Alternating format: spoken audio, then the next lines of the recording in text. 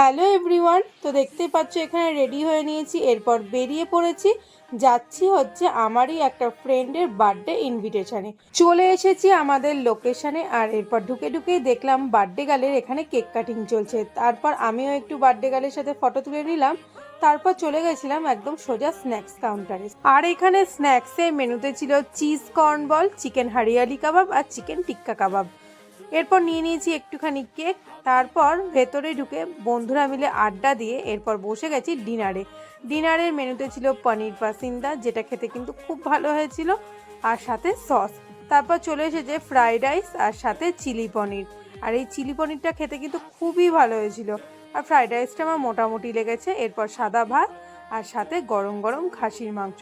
আর মাংসটা কিন্তু বেশ সুন্দর নরম আর সুস্বাদু হয়েছিল। শেষ পাতে ছিল আমের চাটনি, রসগোল্লা, আইসক্রিম আর পান।